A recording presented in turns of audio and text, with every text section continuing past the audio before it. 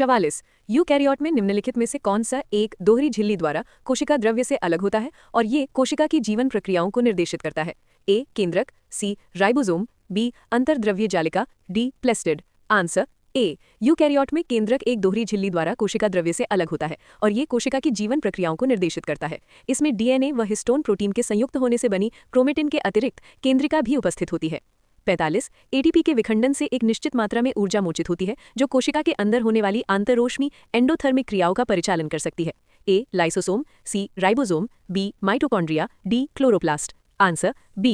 Mitochondria कोशिकाओं के कोशिका द्रव्य में पाए जाते हैं। ये कोशिकाओं को ऊर्जा प्रदान करने का कार्य करते हैं, अतः इन्हें कोशिका का पावर हाउस या ऊर्जा घर भी कहा जाता है। माइटोकॉन्ड्रिया ग्लूकोज को तोड़कर ऊर्जा का निर्माण करते हैं एवं उसे एडेनोसिन ट्राइफॉस्फेट एटीपी के रूप में संग्रहित करते हैं।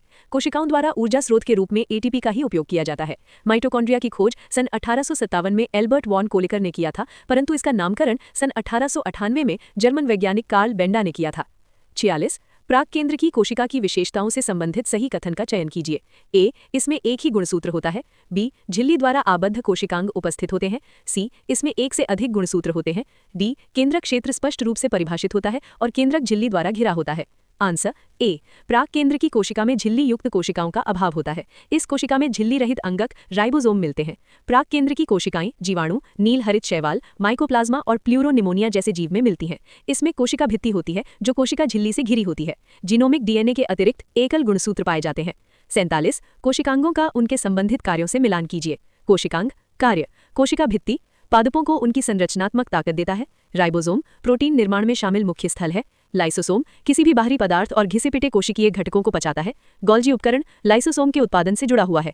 Answer D. कोशिकांगों के कार्यों का सही मिलान निम्नलिखित है। कोशिका भित्ति पादपों को उनकी संरचनात्मक ताकत देता है। राइबोसोम प्रोटीन निर्माण में शामिल मुख्य स्थल है। लाइसोसोम किसी भी बाहरी पदार्थ और घिसे पिटे कोशिकीय घटकों को पचाता है। गोल्जी उपकरण लाइसोसोम के उत्पादन से जुड़ा हुआ है। 48 खुरदुरी अंतर्द्रवी जालिका माइक्रोस्कोप के नीचे खुरदुरी दिखाई देती है क्योंकि इसकी सतह पर नामक कण जुड़े होते हैं। ए गुणसूत्र, बी राइबोसोम, सी लयनकाय, डी प्रोटीन कण। Answer B. खुरदुरी अंतर्द्रवी जालिका माइक्रोस्कोप के नीचे खुरदुरी दिखाई देती है क्योंकि इसकी सतह पर राइबोसोम नामक कण जुड़े होते हैं। राइबोसोम सजीव कोशिकाओं के कोशिका द्रव्य में स्थित बहुत ही सूक्ष्म कण होता है जिसकी प्रोटीनों के संश्लेषण में महत्वपूर्ण भूमिका होती है। राइबोसोम दो प्रकार के होते हैं, 70S और 80S। 50 कोशिकाओं में कितने प्रकार की अंतर्द्रव्य जालिका होती है? A 5, B 2, C 4, D 3। Answer B. कोशिकाओं में दो प्रकार की अंतर्द्रव्य जालिका होती है, एक खुरदुरी अंतर्द्रव्य जालिका, दो चिकनी अंतर्द्रव्य जालिका। खुरदुरी अंतर्द्रव्य जालिका पर राइबोसोम जुड़े होते हैं जहां प्रोटीन संश्लेषण होता है, जबकि चिकनी अंतर्द्रव्य जालिका राइबोसोम रहित होता है।